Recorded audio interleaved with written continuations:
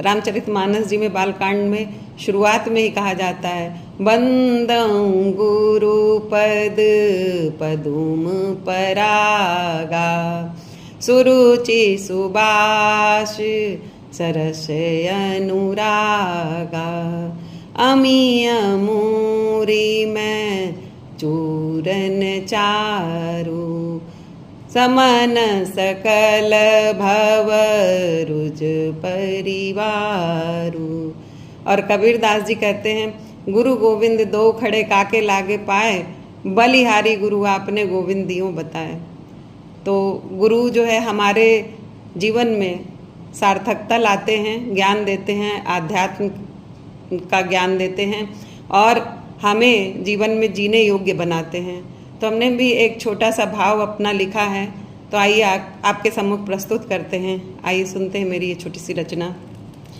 आँखों में सपने भरने वाले, जीवन जीवंत करने वाले, पथकंटक हरण करने वाले, भवसागर पार कराने वाले, हृदय की अनंत गहराइयों से गुरुवर तुमको कोटिशः प्रणाम। हृदय की अनंत गहराइयों से गुरुवर तुमको कोटिशः प्रणाम।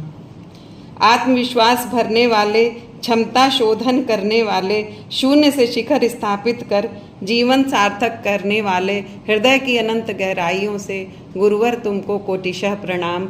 हृदय की अनंत गहराइयों से गुरुवर तुमको कोटिशः प्रणाम। आध्यात्म शक्ति के केंद्र बिंदु, शीतलता लक्षित जैसे इंदु, अताः ज्ञान तप तेज पुंज, प्रणाम करे ब्रह्मा विष्णु। हृदय की अनंत गहराइयों से गुरुवर तुमको प्रणाम। हृदय की अनंत गहराइयों से मेरे गुरुवर तुमको प्रणाम, मेरे गुरुवर तुमको प्रणाम। स्याह रात्रि के दीप्त दीप, ज्ञानवान विशिष्ट व्यक्तित्व, दृढ़ संकल्पित हो ज्ञान युक्त, तेरी छाया सन्मार्ग युक्त। हृदय की अनंत गहराइयों से मेरे गुरुवर तुमको प्रणाम। हृदय की अनंत गहराइयों से मेरे गुरुवर तुमको प्रणाम।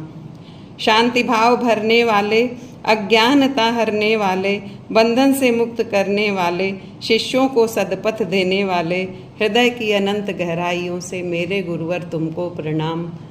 हृदय की अनंत गहराइयों से मेरे गुरुवर तुमको प्रणाम।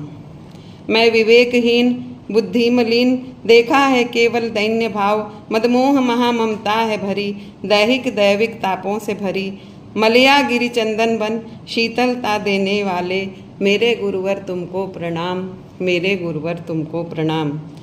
बिन गुरु भव सागर पार कहाँ, बिन गुरु अध्यात्म ज्ञान कहाँ, गुरु की महिमा शब्दों में कहाँ। गुरु गुरुवरों को कोटिशः प्रणाम, गुरु गुरुवरों को कोटिशः प्रणाम।